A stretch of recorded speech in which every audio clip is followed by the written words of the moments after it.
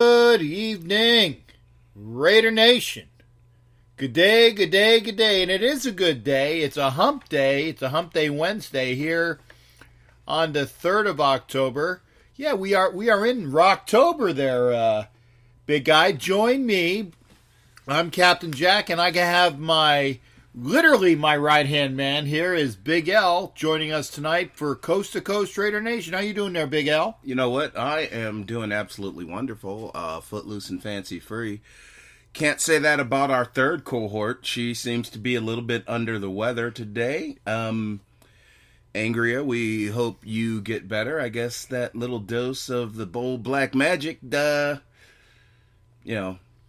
I think Angria is still out celebrating that win. If anybody has seen Angria since she left, or maybe she's still celebrating. Is she still in the parking lot? Maybe for the after game tailgate. It's possible. Just make sure that you keep an eye out for her. She's supposed to be in Alaska, so positives for Our Lady Angria Trask. I don't know. She had a wonderful, wonderful Sunday. I don't know. Maybe she got a little bit too much of that old black magic. Okay. Okay, I was going to say, now that old black magic be coming along. And I'm the white guy, and I'm the one that sounds more like Louis Armstrong. Oh, I wasn't trying to sound like Louis. There'll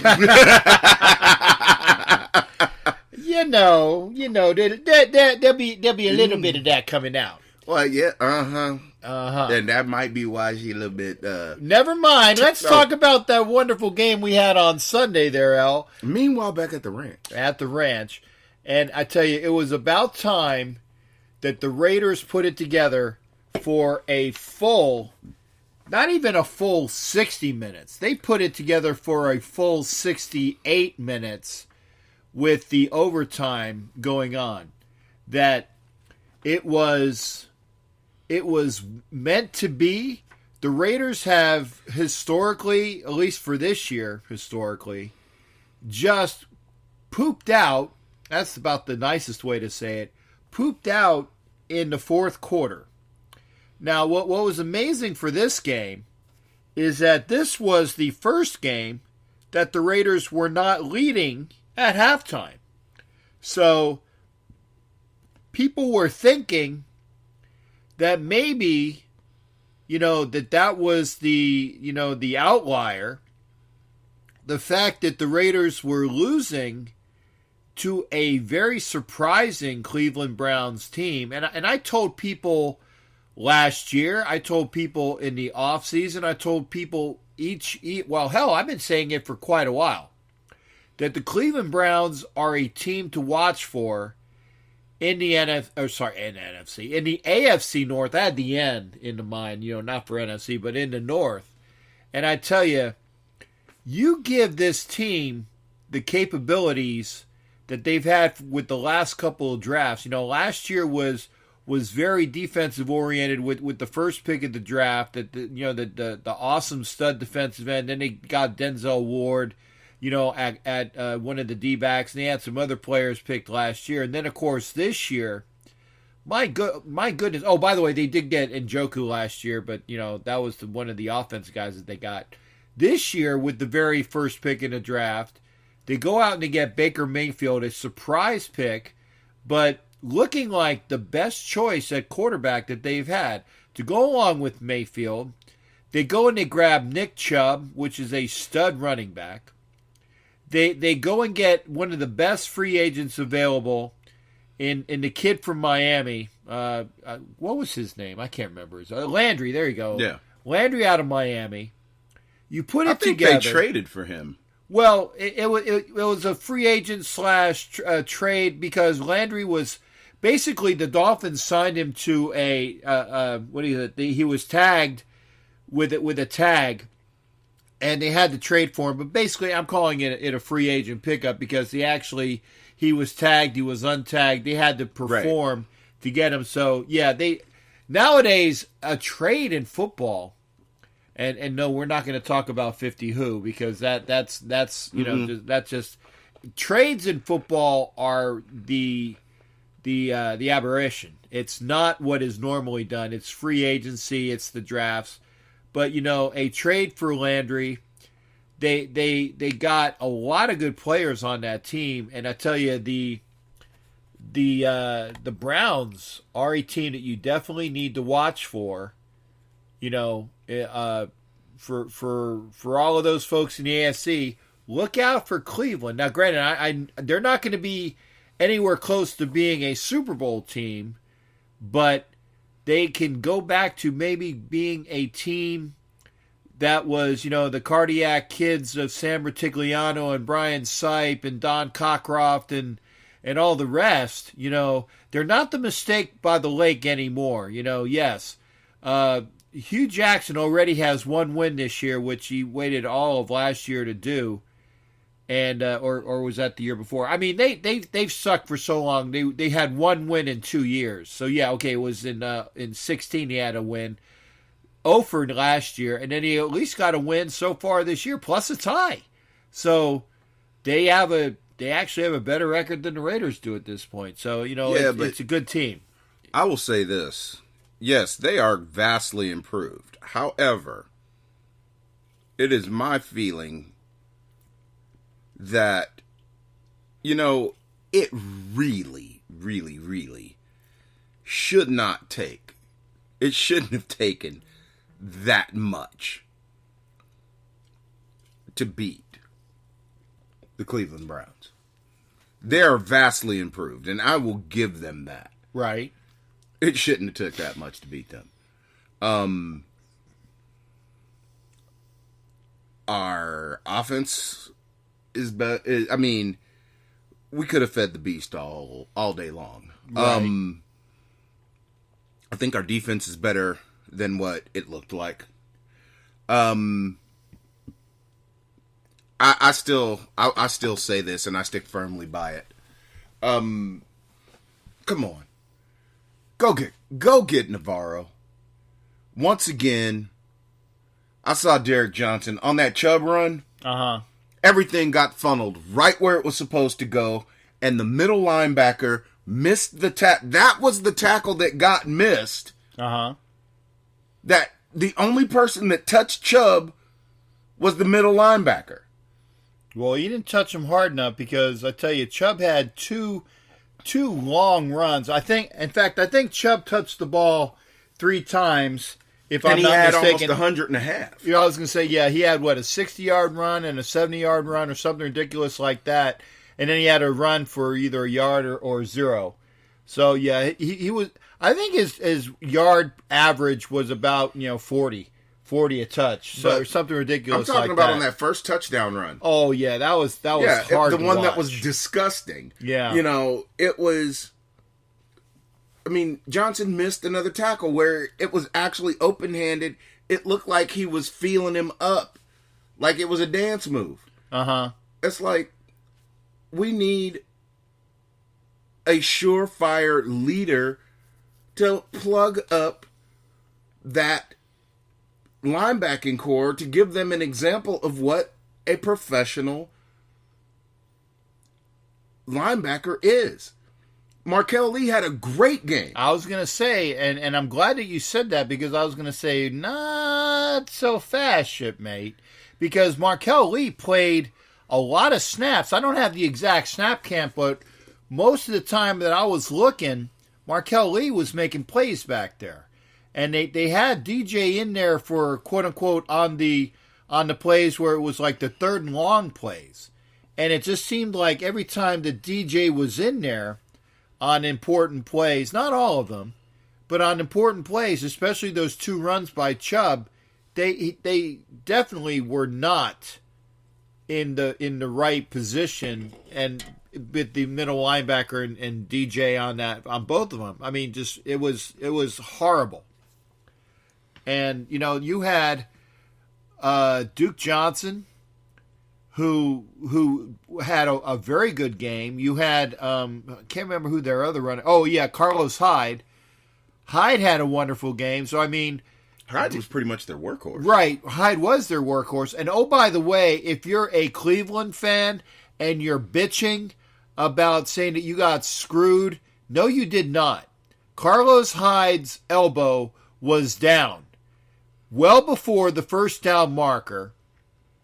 He did not have a first down. I'm glad that the officials actually changed that call, because if they don't change the call, Cleveland gets a first down, they run clock, and they win the game. Okay? No.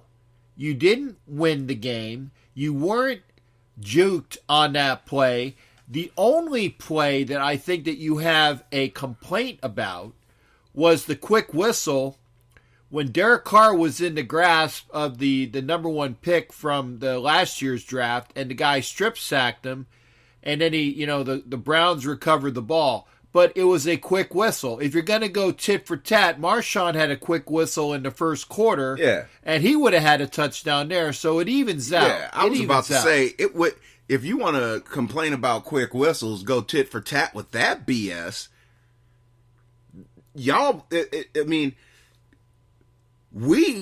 should have been y'all's attempt at going down to either tie the game or a game-winning drive, because technically, y'all should have been behind, because they quick whistled Marshawn on a touchdown run, because he had broken both tackles and was on his way down the sideline when they blew the whistle. Right.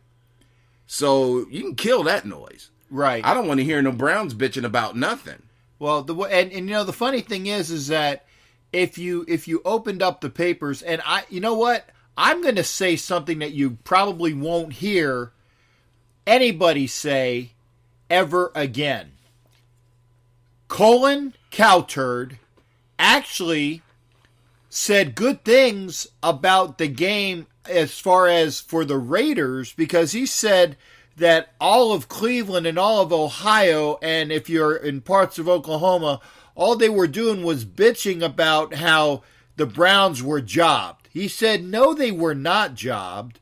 Baker Mayfield had 4 turnovers. Not 1, not 2, not 3, not 4. There's my LeBron impersonation to bring it all home for you. 4 turnovers. 2 sacks or 2 fumbles where Hankins gets the ball on both of them, and then 2 picks. And oh, by the way, that first pick brought the Raiders to a 7-0 lead when Conley gets the ball on the deflection and trots in. And again, this is only game 4, and it took until game 10 last year with your boy that you're talking about, Navarro Bowman, until he finally comes in and gets an interception for the Raiders. So at least we got that out of the way. So I tell you, Baker Mayfield had a decent game. In fact, let's see if I can pull up the stats here as far as what he did. And I'm getting from the oh goodness, of course I get the wrong stats. And pull it up, match up. Here we go. Mayfield was 21 of 41 for 279 yards. So he had a decent game, okay? But again, those 2 picks came back and bit him in the ass. He was sacked twice. Oh, wow, the Raiders actually had 2 sacks, so there you go. And 2 sacks and 2 picks. Yeah, 2 sacks, 2 picks, and obviously those sacks were also the fumbles as well, if I'm not mistaken. The other thing is that it was pretty evenly played game, okay? Yards per play, 6.6 for the Browns, 6.3 for the Raiders. Across the board, total drives, 19 apiece. Total yards, the Raiders had the Browns, I want to say, by about 80 yards. Not even quite, about 70. Total plays, the Raiders had 90 total plays to the Browns, 74. But if you look at it statistically, okay, it was a very evenly matched game going in. And of course, you have the overtime. You have the Raiders going down and trying to kick a field goal on their first possession of overtime, of course, where McCrane shanks the ball off the dirt. He had 4 kicks in field goals last game. The 2 that were not on the dirt were true. The ones that were on the dirt were shanked to the left. So, excuse me. It must be that at winning fevers in my nose as well. And no, it's not. That's not a cocaine joke. No. Anyway, pardon me for my sneezing. McCrane had two misses, which, by the way, in case you're scoring at home, the Raiders worked out Nick Novak at kicker this week. So who's to say whether the kid from Kansas State is going to last or not? Now, I tell you what, if the Raiders don't have a dirt infield, and that's one of the reasons why I'm actually watching the American League playoffs right now, where the A's are taking on the Yankees, and the last time I checked, they were down 2-0. 3. 3-0. Okay. Yeah, they let Fernando Rodney go in there and burn up the mound for a hot second. Oh, okay. Well, then good. They're up 3-0 with a runner on third as we speak. Why are we talking baseball? Because of course, if the A's lose, we do not have to worry about a frickin' dirt infield for the rest of the year. So, 1 quarter of the season is done, and that infield might be done for the year. So we'll obviously pay attention to this while we're on this broadcast. We'll let you know what's going on there. Yeah, we'll actually, where all the other big boy football stadiums, no team has to worry about it. We've had to worry about it for the last forever. Yeah. No other teams had to worry about sharing a stadium for the last, 35, 40 years. Yeah.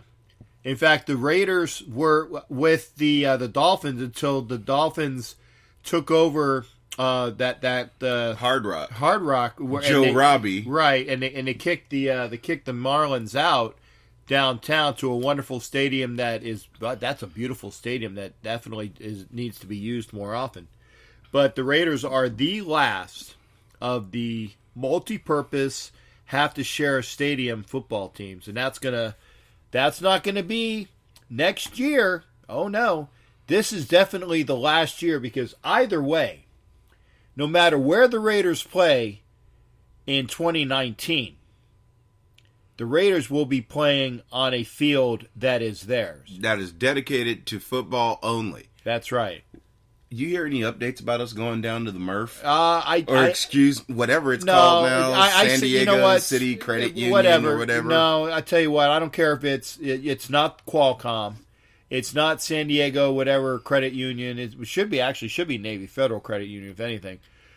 To me, it's the Murph. It's always been the Murph, and it always will be the Murph. The Raiders. I don't see why we just don't go over to Sam Boyd Stadium and just play out in Vegas until we get the stadium done and just play where UNLV plays. Well, I tell you what, let's take a sidelight there. Let's talk about that real quick. I tell you, it needs work because even where the Raiders are playing this Sunday, they're playing in we're playing in our home away from home, the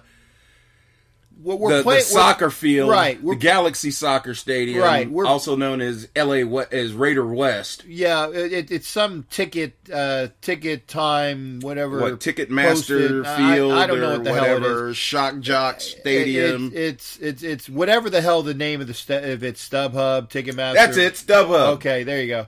It's StubHub Field. It doesn't matter. It's Raiders South. Yeah. Okay. It's always been, whenever we play the Chargers, we pretty much always have the crowd in our favor for the most part. So, I tell you, I think it would be awesome to actually, if we don't play in the stadium where UNLV plays, my point is that stadium needs a lot of work. It needs a lot of work to get to NFL specs. Even though that's right. They're playing in StubHub, it still is a stadium with NFL specs. It might be small, but it meets certain criteria that the NFL makes sure that NFL stadiums will have to have. So for the next, actually it'll even be longer because they were supposed to move at 2020 as well. That stadium is at least a year behind in Los Angeles, so the Rams will continue to play at the Coliseum. The Garglers will continue to play at StubHub Stadium. And where the Raiders play, I have a feeling I have a feeling, and no, I don't need more cowbell, but I have a feeling that the Raiders are going to be playing at the Murph next year, San Diego. Wouldn't it be funny if we played at the LAFC Stadium in downtown LA? Why would we go to the Los Angeles Football Club Stadium? Just to piss off Kroenke, because he didn't want us to come in there. Because remember, we were supposed to be the second tenant, yeah. And actually, I'm actually kind of glad it worked out. Where again, yeah, me too. I'm glad we're going to Vegas. Right, Spanos gets to be the poor bastard redheaded stepchild of Los Angeles because he always was anyway. And Kroenke said, Kroenke didn't want us there because he knew we'd overrun. We would overrun the stadium, and that worked out best. So now the Raiders will have that elite, wonderful, brand new, new car smelling stadium that we've needed for years and years and years and years. We're going to get it. Well, the one that we've deserved for the last 40 years that Oakland wouldn't build, and now they're going to be stuck, and the A's aren't even going to be in Oakland. They're going to do the same thing the Niners did and end up out near Santa Clara. Yeah. Did they take that spot away that they were going to do like around Jack London, or was it Fremont or wherever, something like that? I know it's not in Oakland proper. Yeah, I thought that they were talking about that area around Jack London, which was the Navy weapons facility, which has like a bunch the of old nuclear shipyard. Right, it has a bunch of nuclear residue. But you know what? While we're that, it's 3-0. It's the bottom of the sixth. No outs, second and third, and it's looking. The A's are doing everything they can to make sure that the next time we have a home game in Oakland that we have a grass field. No, and I tell you what, a grass field. Oh my God, I can't wait to see it. I like the A's, but I cease liking the A's once it turns August. Once it turns August, I want the A's to lose. I know that sounds horrible. I've liked the A's since the swinging A's of '72. Joe Rudy, Burke Campaneris. Don't forget Joe Rudy. I said Joe Rudy. Burke you Campaneris. did say Joe Rudy. That was the first person I said. Joe Rudy, Burke Campaneris. Don't forget Sal Bando. Let me see Dave Stewart. No, he wasn't on Stewart the 72. was later. No. We're talking Catfish Hunter, Ken Raleigh Holtzman, Fingers, Raleigh Fingers, Vida Blue, Blue Moon Odom. You had Campaneris at short. You had Dick Green at second. You had Darren Johnson played first. Ray Fosse was one of your catchers. Sal Bando was playing third. And then, like I said, Gene Tennis was the other catcher. So then you had Rudy in left. You had Jackson in right. Meanwhile, back at the Raider Ranch. But the point is that I've liked the A's since the '70s. So don't just call me a bandwagon fan if I can pretty much, other than center field. Bill North. Bill North was the center fielder. So there you go. I hit everybody from '72 and on. Point is that when the Raiders start to play, I don't want a friggin' infield in the middle of my football field. That's the only reason why I concur with you. I'm a Dodger fan, but I love Oakland sports except for the Warriors. I perennially will always dislike the Warriors. Well, that's because you're a Lakers fan. Exactly. There you go. Well, but I'm a Dodger fan, but I also have love for the A's, but that's also National League, American there League you go. thing. That if they were in the National League, it'd be something different, right? But but I will never like the Anal Slime Angels. Okay. Back to track. Let's talk about some of the other things that we're looking forward for this week. I mean, obviously, the Browns Raiders, great game, greater victory for the Raiders, and I tell you, Gruden's player of the game, surprisingly, Rodney Hudson, and that's out of the man's mouth himself. So it's like, the offensive line, we talked about it, with Donald Penn going on the IR. Brandon Parker will start at right tackle this week. And we went to, we brought back Sliberman?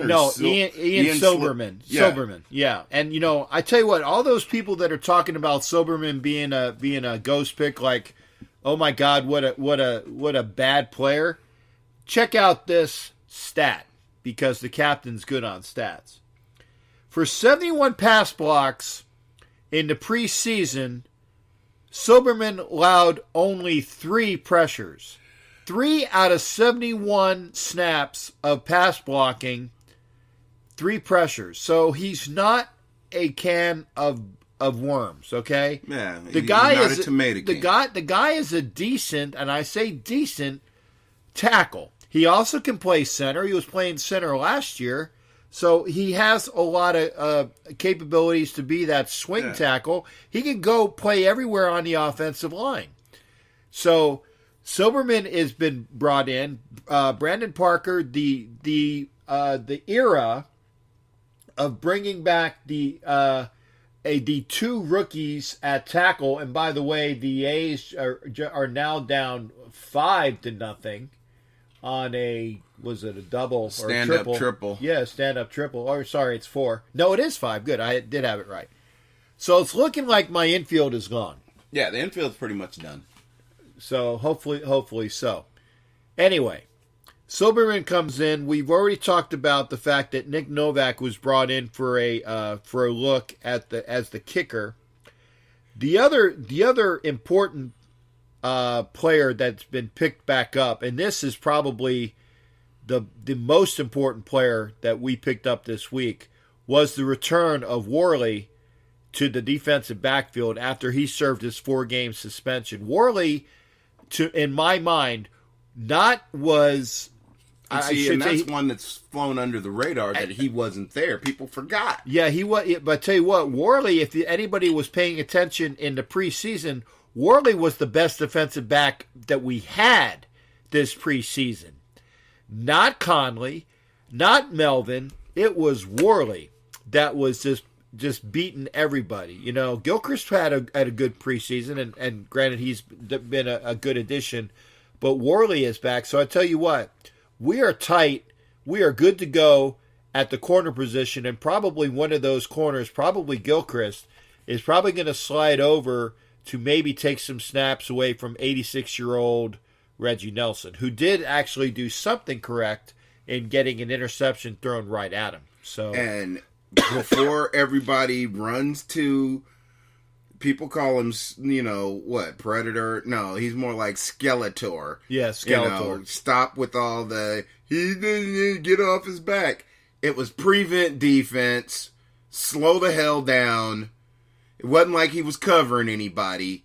He was covering a place in the infield. Zone. It was an overthrown pass that he just so happened to catch with his crotch. He didn't catch that with his hands. I don't care how he caught it. The fact is that the Raiders of old would have friggin' dropped the ball.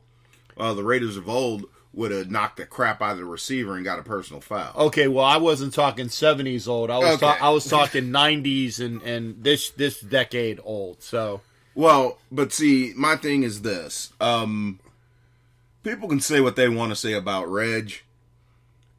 86-year-old Reggie Nelson. One of the things about him is it's obvious he knows the defense. Mm-hmm. The thing that he no longer has is the agility and the speed to be where his mind is telling him to go. Because he is always in chase formation. So he knows where he's supposed to be. He just doesn't have the ability to get there anymore. Yeah, he's not getting there fast enough, that's for sure. He is always en route to where he's supposed to be. He is never, ever in position anymore. Or he's always a step behind at best. He's never in position unless it's prevent. So he's already farther back than he needs to be. So all he has to do is step forward. Well, at least, like I said, I'll give him his props. I don't want him on the team, but at least when he needed to. By the way, the A's scored another run, so they're up 6-0 now. He came through in the clutch, and I'll give him that. Again, I do not want to see Reggie Nelson on my team next year. The less time he's on the field, the better, because that means he's mentoring somebody to take his place. Right. I'd rather see him in a mentor position than a playing position. And I think we'll have that. And like I said, the more of as the younger guys, and I'm thinking maybe Nick Nelson again. We are corner heavy, safety light. One of these guys is probably going to have to come over and start playing some snaps at safety. And I think that D-Rock is a good candidate to be that extra safety, because I tell you, I love the way that he laid out that one receiver. And oh, by the way, I'm glad that the officials actually got together and figured out that he laid him out with his shoulder pads and not his helmet, because that was a 15-yarder waiting to happen, especially when the guy threw the flag out. And I tell you what, I flew off my seat. And that was a third down, too. Right. That would have given them a first down. And they figured out that was just a hard hit, and D-Rock did what he was supposed to do. So I can see D-Rock, especially Gilchrist, going back over and getting some more snaps in the safety position. Nick Nelson should come back real soon. And remember, Nick Nelson is our backup punt returner. And while we're talking about the punt returner, props to Dwayne Harris, who was named the AFC Special Teams Player of the Week. I can't remember. I really can't. I can't remember the last time that we had a punt returner that was as smooth as Dwayne Harris was this last week. I think the last time we had somebody that smooth was Tim Brown, and he was only did there for I think the first couple years, and then when he had that one injury, they didn't want to waste him back there. They anymore. only did it in spots. And I remember that one time where they did it in the spot, and Tim still got a touchdown later in his career. I can't remember which game. I think it was maybe against Kansas City. I would say James Jett. Yeah, but I don't remember James Jett being a punt returner. I'm probably thinking more kickoffs. Yeah, but no, I can't remember the last time we had a smooth punt returner. It's I want to say the Rocket, but he wasn't really that smooth. He didn't get loose that often. No. I mean, I tell you, the fluidity, the way that he and somebody said it to, and I can't remember who it was that I read the analogy. He was like Le'Veon Bell back there. He just was very smooth. He glided. He kind of stutter stepped, and then he planted and went. He set up his blocks. Yeah. And we haven't had that in forever. So, again, well received. Dwayne Harris with the Special Teams Player of the Week for the AFC. And the other thing, too, was when he was covering kicks and he was knocking... He was lights out on kick coverage. Yeah, too. In fact, I saw him with his helmet off the one time. I think that's the one time where we had the fumble recovery. Yeah. And the guy was down by contact, but Harris knocked the hell out of him. So again, he's showing why he is on this team and why John Gruden loves Dwayne Harris and why he's an asset for this team. So I tell you, it's great. And by the way, I'm gonna throw this in. If we're gonna talk about former Raider players, the only reason why I bring this up, and no, I'm not talking about anybody. Don't even say it. Don't even say it. Anybody. Not even the city. No, I didn't say the city. You don't know what the hell I was going to say. I was saying in the linebacker core. Oh. Okay. See? Okay. See? Well, he was a linebacker. He was. Well, kind of. Now, you know what? Now, I didn't say any names or cities. Anyway, the only person that I'm going to denigrate because he needs to be scraped off your shoes like dog crap that you pick up in the lawn, okay?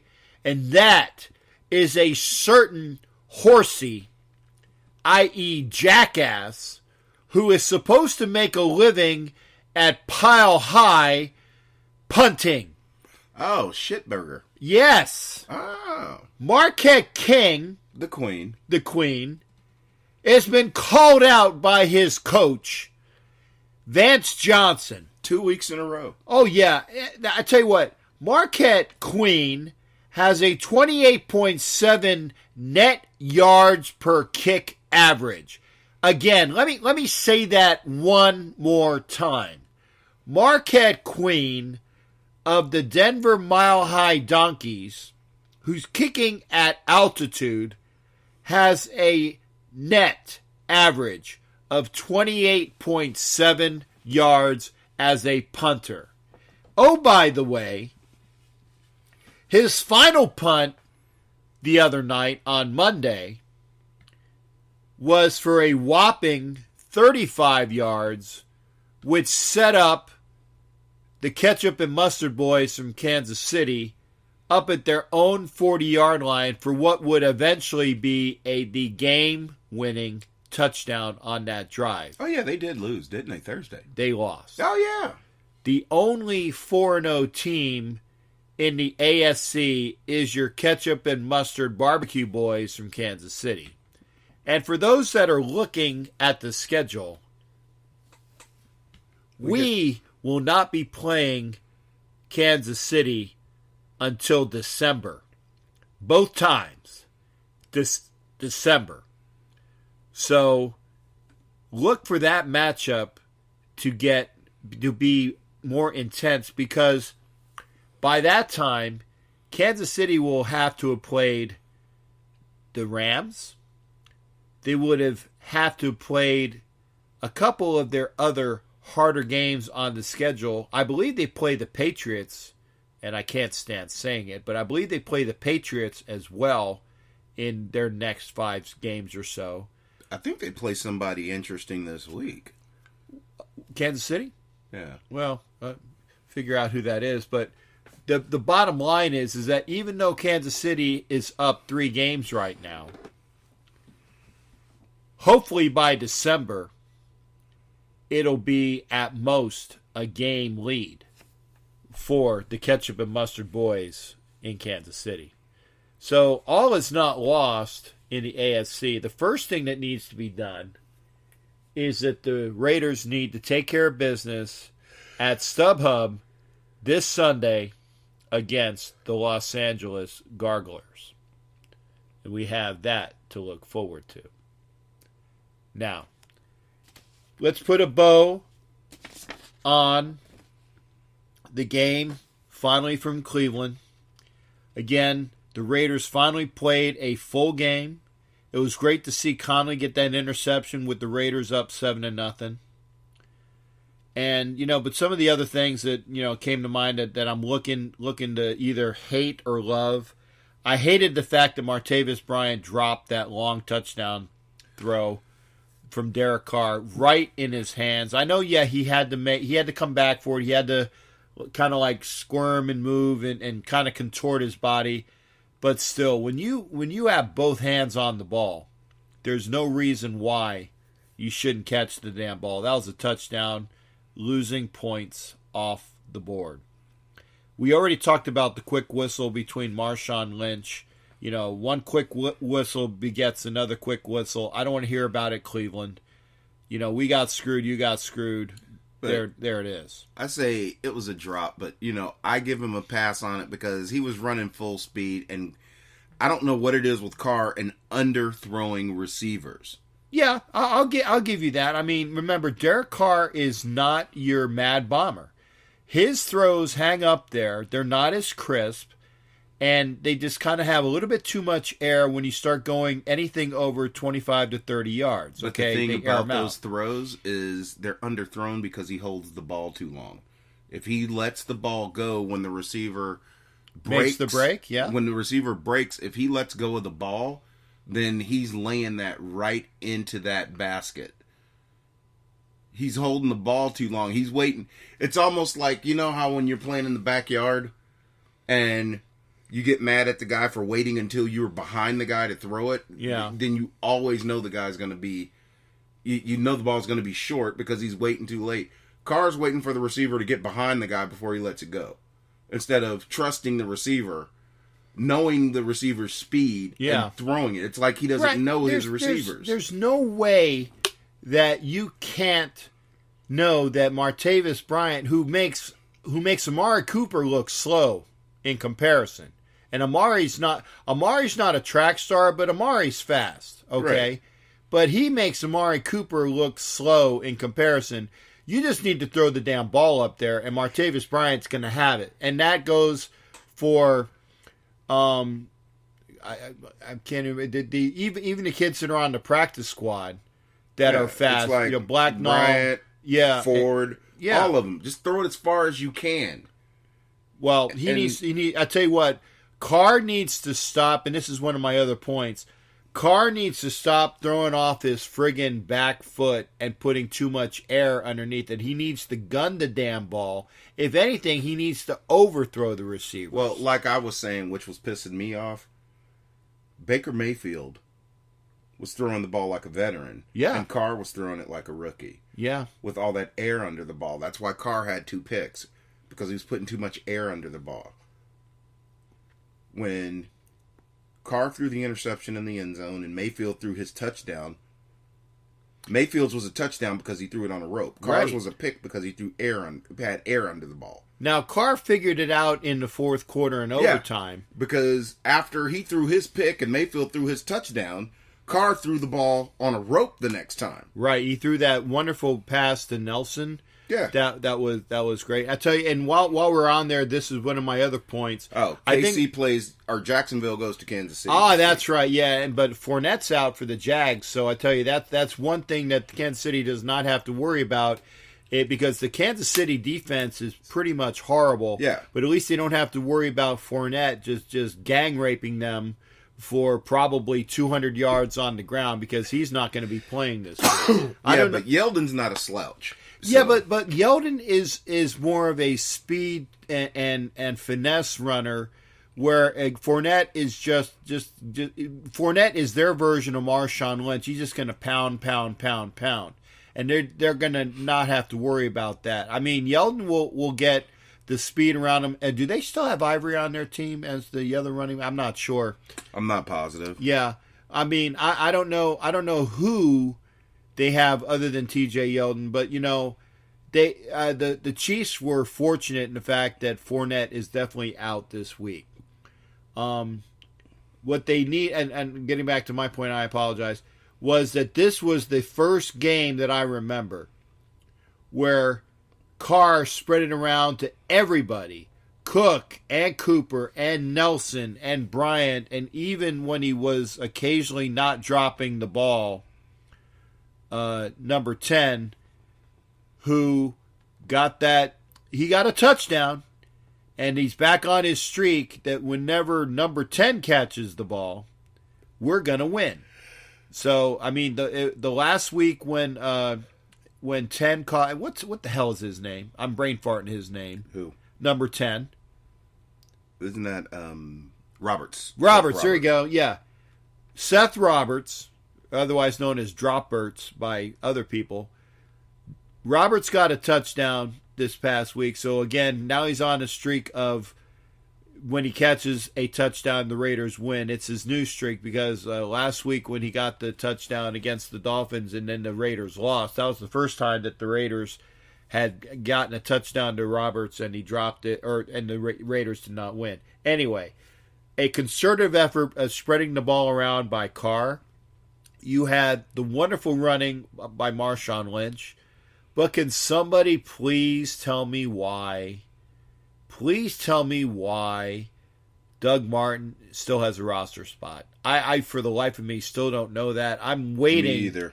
I'm waiting for DeAndre Washington to come back because I think that's why he has a roster spot. Well, other than the fact that he's a Gruden Bubba. I mean, Gruden loves Doug Martin. Actually, Yeldon's bigger than Fournette. Yeldon, in build? Well, Fournette's 6 foot. Yeldon's 6'1". Yeah, but no. Fournette's built like a Mack truck. Yeldon is built like a Ferrari. there's not the way that they Yeldon's lost weight since he's come to the pros. Yeah, but he's just not as big. But their other two running backs are Brandon Wilds and Corey Grant. Okay, well, if you want to pick up a running back, if you guys play I know the commission. Well, they worked out Darkwa, the running back from the Giants last year. Okay, well, I tell you, who do you think is going to win that game? Because remember, Kansas City is the only undefeated team in the AFC playing at home against a good Jacksonville team. Jacksonville has a good defense. I know. So this will be the first legit defense that Mahomes is going to face. That is going to come at him with a decent pass rush. However, that's Bortles on the other side. Yeah. And Marquise Lee is out for the season. So Marquise Lee is out for every season. So he has Jaden Mickens, Dante Moncrief, Dede Westbrook as his receivers. Safarian Jenkins is hurt, so his tight ends are Niles Paul, James O'Shaughnessy, and DeAndre Goolsby. Goolsby, the old Gator, who actually can catch the ball. I think that Jacksonville has the capabilities of going into Kansas City and winning. I hope so. Because, again, we need to start having other teams do our dirty work for us to make sure that when we get to Kansas City that we are on a par with them. So the first week in December, and I will be out there, the first game in December at Oakland, I will be out there when Kansas City comes to town. Because I'm here to tell you, that defense ain't no joke. No. I mean, you have A.J. Bouye, D.J. Hayden, and Jalen Ramsey. So you have three cover corners covering both of your wideouts and your slot. So, Tyreek Hill's not going to have a free pass. No. In fact, Jacksonville does have the top defense as far as total defense with 259.2 yards, number one, and by about 15 yards over the Ravens. So, again, Jacksonville will live and die with their defense. They're also number one in pass defense, and I don't see them top 5 in rushing. But then again, normally they're like I said, the fact that they're top in total means that their rushing defense can't be all that bad. I say that because Kansas City's defense is not the greatest, Jacksonville's is. Well, I wouldn't say the greatest, but statistically is the best this year. I say that even with Fournette out, I think that Kansas City gets its first loss this week. So hopefully we'll see that. Back to our game, though. Okay, which is a good transition, a good segue. We have the Chargers in L.A. And again, a home game at StubHub. The Raiders, offensively, number 2 in the NFL in total offense at 441.8 yards per game. Passing, we're 4th in the NFL with 333 yards a game. Rushing, I'll have to check the complete list because, again, we're not top 5. But I know that with the way that Marshawn is near the top of rushers in the NFL individually. Now, I'm going down the list here. Looks like, if I can get my computer to cooperate with me, and, of course, I say that and it still doesn't cooperate. The Raiders are, okay, they're number 16.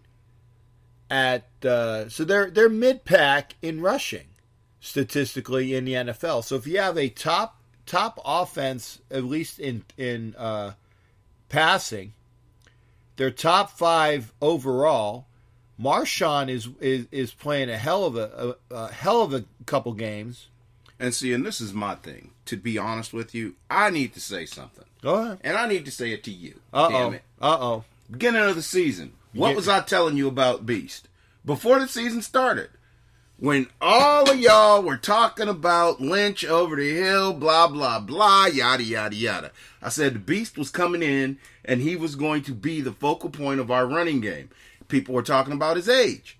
I said he hasn't had the full load. Nobody did anything and nobody trusted in him. Okay. That last year, Del Rio, nobody used him. I said he was 1,000-yard back if they would have pumped it to him.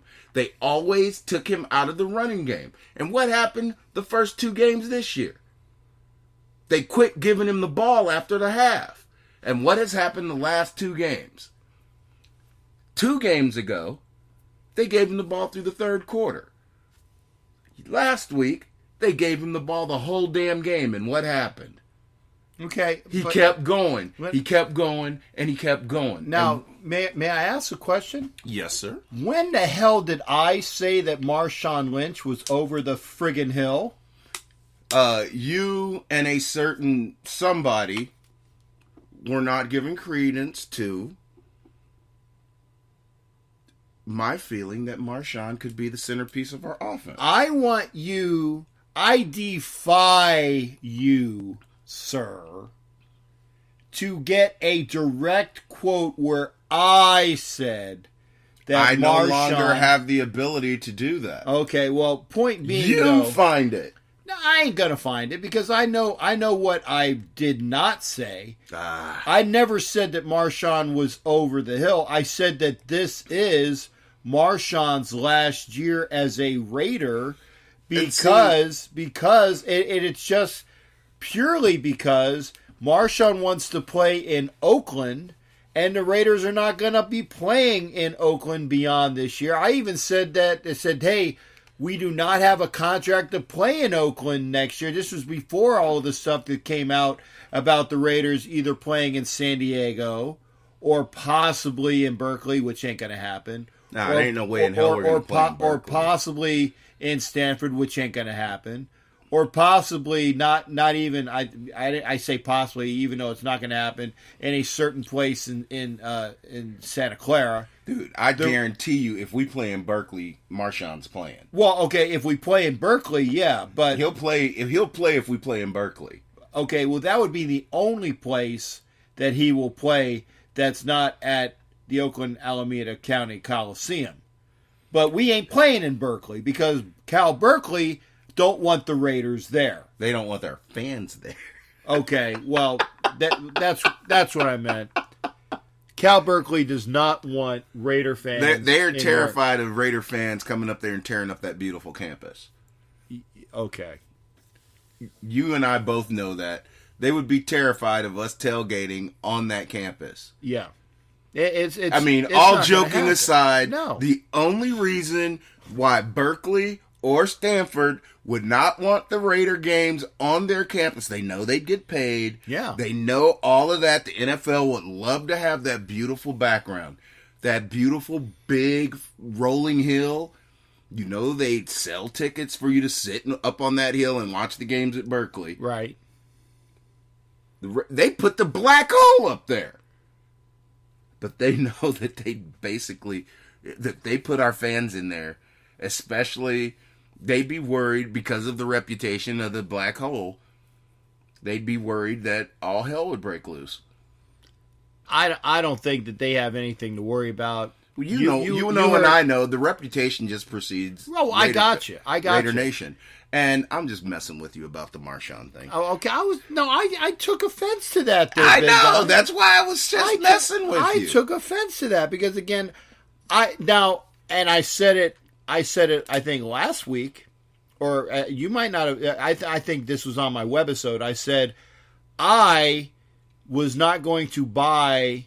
As of last year, I was not going to buy a Marshawn Lynch jersey based upon his stand or lack thereof of what his stance is on his pregame ritual.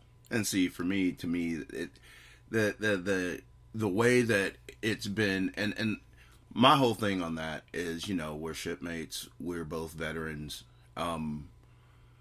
However, our belief on it is similar but different. I got you, Because but I actually even changed that when I said on the episode the other day. I said the way that Marshawn plays during the game, I'm even going to overlook the fact that I'm overlooking his issue there, but at least he's consistent with it. He's not in your face about it, and when he's playing between the hash marks, when he's on the field, he's all about busting your face. He's going to run over the mother face. That's what he wants to do. But see, this is also something that I want to point out to you, brother. Uh-huh. Marshawn's been in the league 11 years. Yes. He's been doing this. Exactly. Since high school. Since high school. Okay, now that I did not. I knew that he was consistent in his stance. Because the media wrote the story that was disparaging about him way a long time ago. Okay. He's been doing this. So when he was playing for, what was it, Tech? I think it was something Tech was his high school. When he was in high school. Yeah. Marshawn hasn't stood up because I still think it was... Yeah, Marshawn never did. He never stood up when he went to Cal. He didn't do this at Berkeley. Right. He never did it in Buffalo. Mm-hmm. He didn't make a big deal about it because it didn't have anything to do with a protest. Right. It's just what he did. Well, and that's why I said I have. And not until all the Kaepernick shit did anything. Oh, you done. But said, nobody made a big deal about it until. Yeah. And the thing is, and. Then the emphasis, even with what he did it for, the emphasis of why he did it got completely misconstrued and taken away and twisted. So the whole emphasis and reasoning why he was doing it got twisted into something completely that had nothing to do with the reasoning. You know, I'm gonna take this. I'm gonna roll it all back. Let's pull it back to Raider I'm football. gonna roll it back because again, yeah, I got it. You know, like I said, point being is, if I can find a Marshawn Lynch jersey, I'm gonna get one because of the way the man plays. I wish he would have been a Raider his whole career. That, I'll agree there. The way that he has played for the Raiders, I wish we had him eons ago. And the Raiders actually told Buffalo.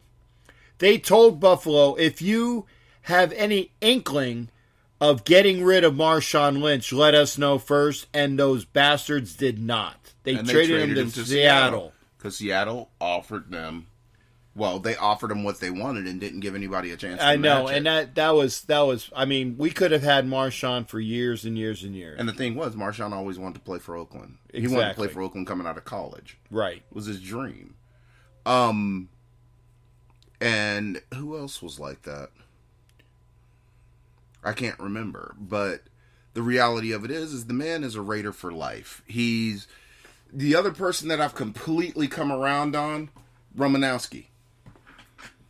Okay, well, Bill, when Bill plays for your team, you love him.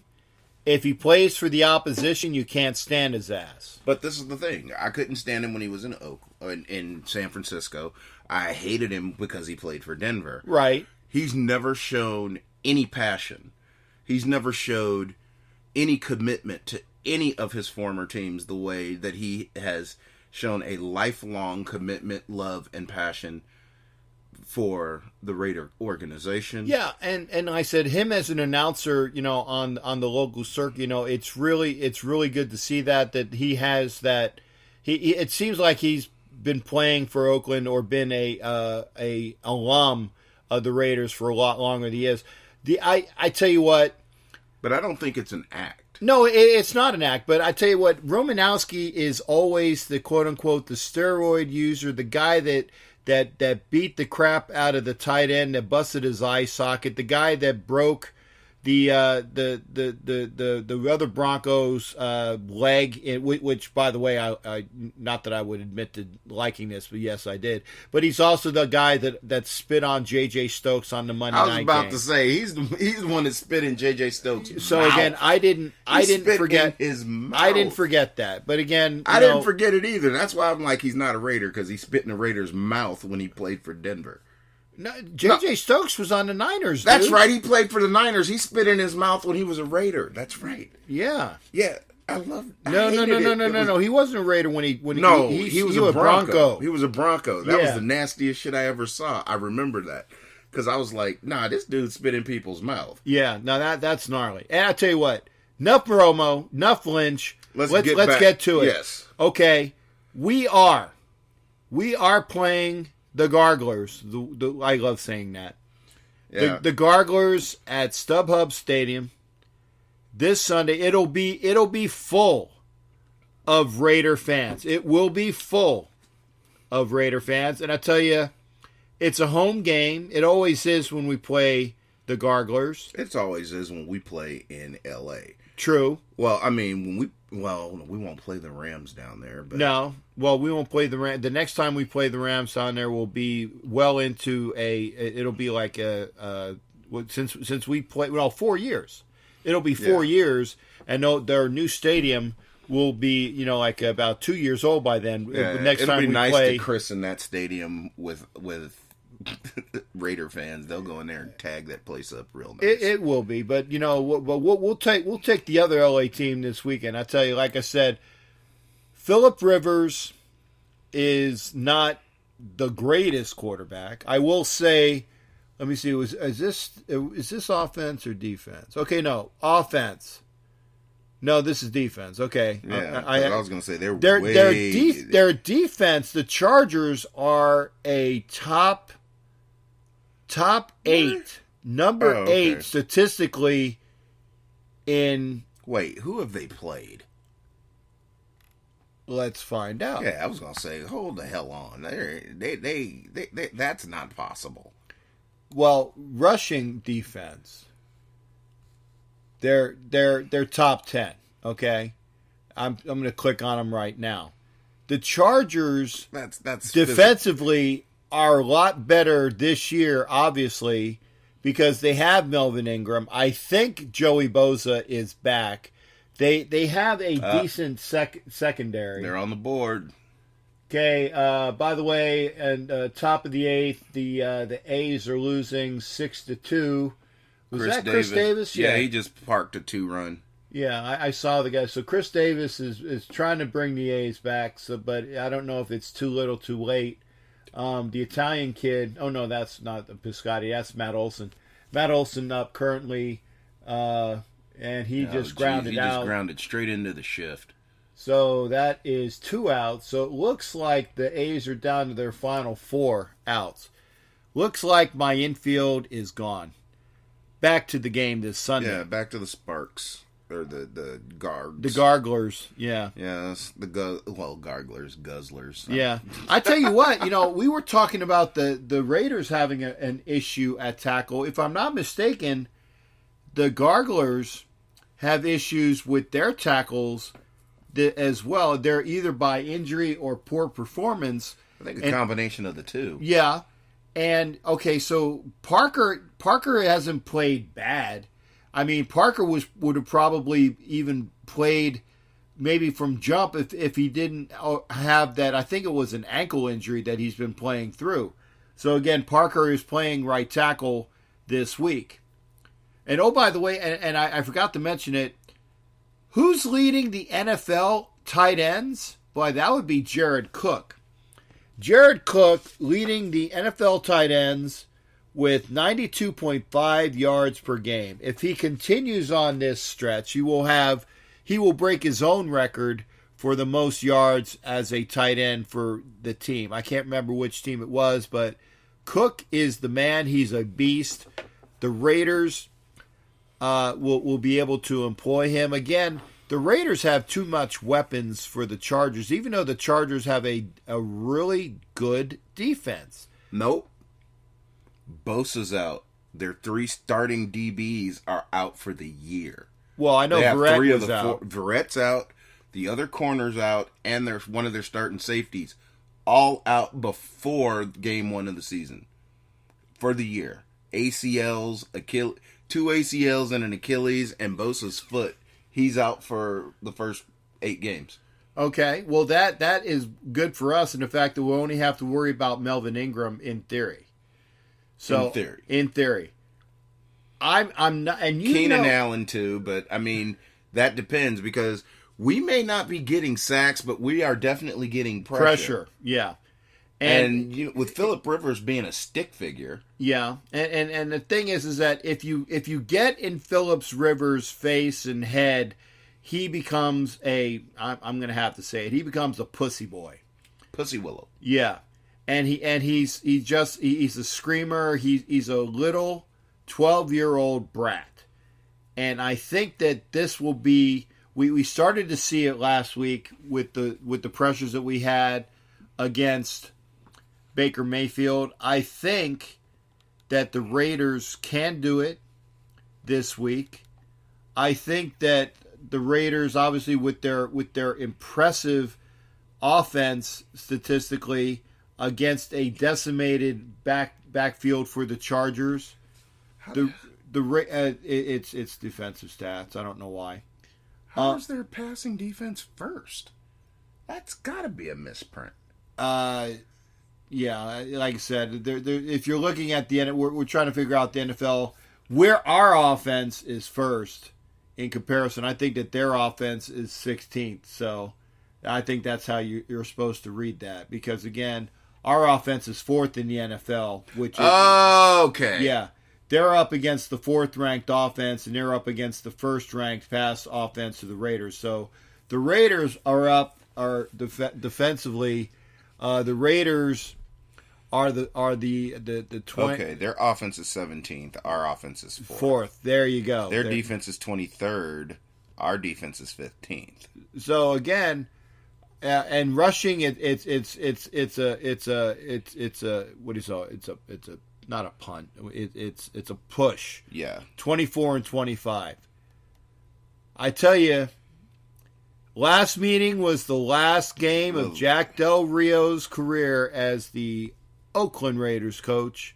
I think it left a very bad taste in the mouth of the Raiders as a whole. They've been looking for this game.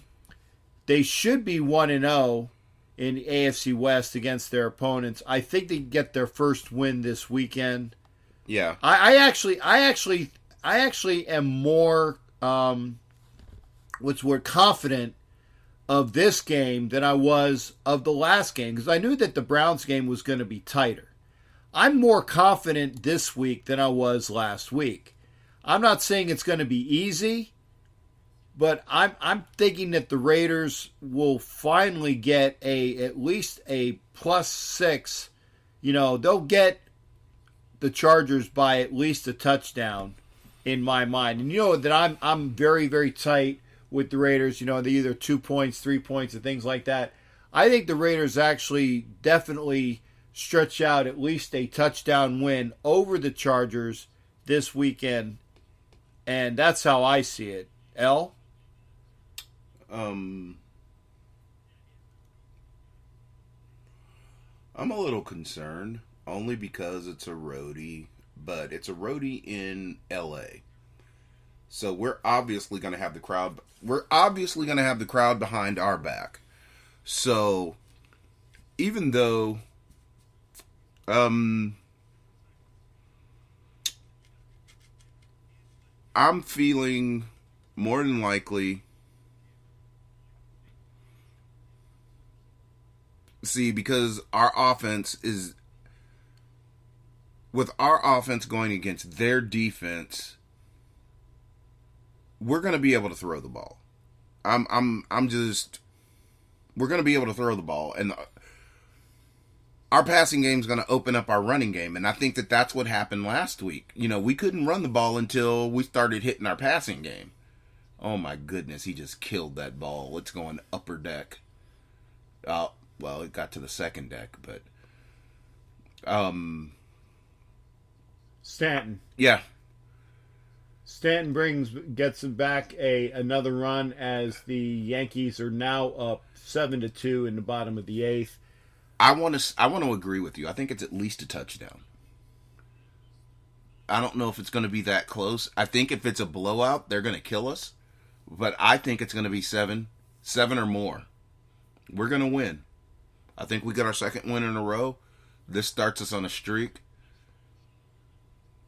I certainly hope so because, again, I don't want to go because on Sunday, again, but for those that normally get to watch the Ask Captain Jack show on Sunday nights, when that show would normally be airing at 9 o'clock Eastern, 6 o'clock Pacific, I'm going to be on a flight to the UK. So remember, just this week, Ask Captain Jack's normal Sunday show is going to be on Saturday night instead. So same time, but just a day early.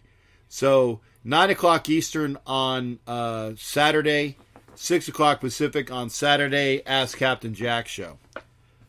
Again, look for a W. I definitely will, when I touch down in Gatwick on what will be Monday morning, Columbus Day, even though it's not Columbus Day in England. Gatwick. Yeah, Holy Gatwick, yes. Holy Gatwick. Yes, and I will be taking the Gatwick Express to King's Cross, from King's Cross to Huntington, back to my old stomping grounds up in East Anglia. The captain will be doing England for a week. Not East Anglia. Not Anglia. East Anglia. Anglia. Yeah. Not East Anglia. Yeah, where there is the rape fields of England. No, rape. It's actually it's not wheat, it's rape. So again, be sure to catch us for further broadcasts. Again, Are you going to broadcast from jolly old England? I will have to talk about that. But if you don't hear from us, it's probably because we couldn't figure out how we can do the broadcast from there and getting it with all of the time differences between England and East Coast and Alaska. It's just way too much of a logistical nightmare. So catch us in 2 weeks. We're gonna take a Wednesday off. So next Wednesday, when I will be in England, and again with the 6-hour time difference between England and the East Coast, and then an additional 4 for Andrea, that'd be 10 hours. That's just a big bunch of time. So unless you think that you can get with Andrea, we'll figure it out. I mean, it's up to you, boss. We'll figure it out somehow, some way. Well, yeah, stay tuned. So if not, then like I said, either in 1 week the Coast to Coast will be with Big L and Andrea, or if not, figure out the entire crew will be back in 2 weeks. So just stay local. Stay tuned. Stay tuned. We hope you enjoyed the broadcast. And again, hope that Andrea will come back from her wonderfulness of if she's still partying after that wonderful time that she had watching the Raiders beat the Browns in overtime. Let's get that first one down, and let's get that second one to go with it, and then let's get that third so that we are 3-3 at the break. But let's not get ahead of ourselves. We need to take out the Chargers first. So again, brother, always good hanging out with you. Always good. Always fun. And until next time, this has been Coast to Coast Raider Nation Podcast. I'm Captain Jack. And I'm your man, Big L. And we out for right now. Check us later. Raider Nation! Yar!